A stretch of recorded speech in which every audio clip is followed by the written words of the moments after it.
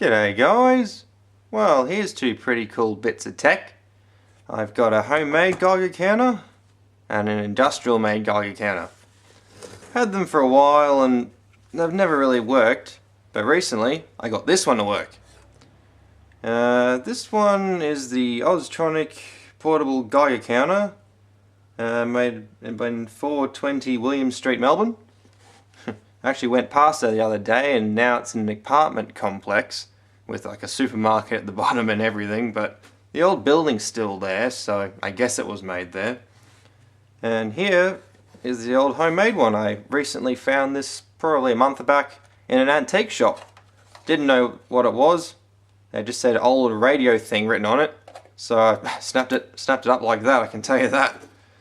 And it works great.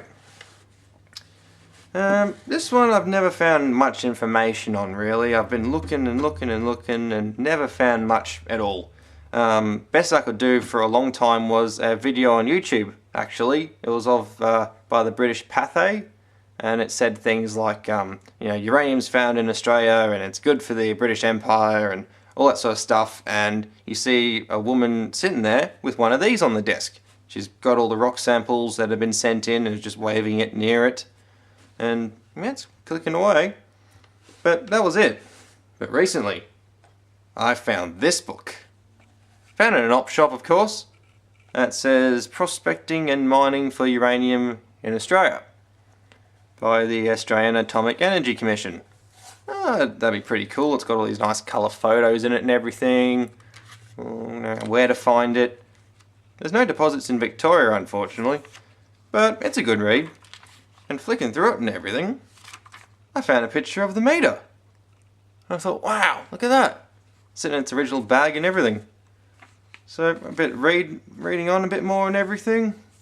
You get to a page here about all the manufacturers in the whole of Australia who actually sell and make Geiger counters. There's quite a few back then. It must have been pretty good. Everyone jumped on the bandwagon and went, mad trying to find all this new stuff. And sure enough, first off the list is Australian Engineering, 420 William Street, Melbourne. And right here it says headphone counter, type PC100. Right there. Where is it? You just see it there. PC100.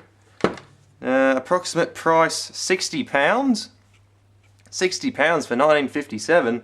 That's a huge amount. What was it? They're like £4 or £5 a week the average person made back then. And you can get the super duper rate meter version of them for £100. Wow. But it sure is a lot. A lot of makers back then. But golden amount of information, all about what it is and where it came from. So, it's fantastic. You never find that in a million years. Got lots of great information in that. But inside, not a whole lot. We've got about 4 valves in here, a weird little transformer thing, and a normal transformer and 2 valves. It's from the Commonwealth X-ray and Radium Laboratory. So, who knows? Maybe the old woman actually in it was using this very one. Could be. But the actual guy I got this off got it from another guy who said that this was definitely at the Maralinga test ranges up in South Australia. Since he actually worked, he was actually an X-ray technician for like Monash or something. So he was one of the few people back then who actually probably knew the dangers of radiation. So he went up there to do all sorts of testing and such, and they gave him one of these. And he kept it ever since, and now it's come my way. But inside, let's have a look. Nice bit of breadboarding, true wireless, and there's the 4 valves.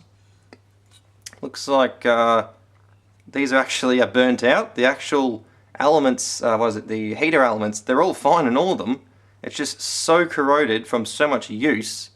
It must have done hundreds of hours of use because every single tube is worn out. But, amazing. Looks like we've got 3 power ones to make some sort of resonance circuit to build up the high tension voltage, and 1 audio amplification tube to make the headphones go. Very simple, but yeah, pretty effective. Haven't quite got it going yet, but I reckon when I find some new valves to pop in, I reckon this will be sweet as.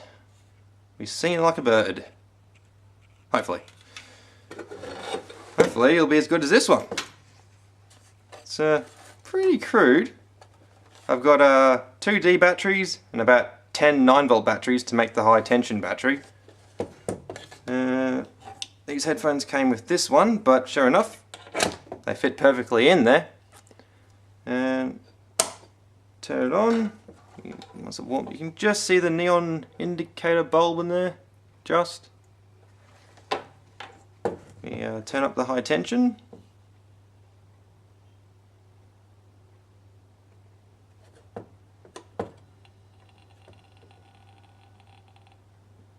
There it goes. It's a very sensitive tube. But if you turn it up too much, you kind of saturate it, and it just keeps going. See? So you just got to find the happy medium. So I guess that one works the same way. Don't know, I haven't got it going yet, but one day soon I will. It's pretty crudely made. It looks like this is some sort of screen door, and this is actually some old 2-core antenna cable from about the 60s. But it's probably 50 years old, 50, 60 years old, and it's still going strong. And yeah. So, that's about it. It's a nice bit of history. Hopefully I get it going soon, and we can have some more fun with it. So, that's about it, and thanks for watching.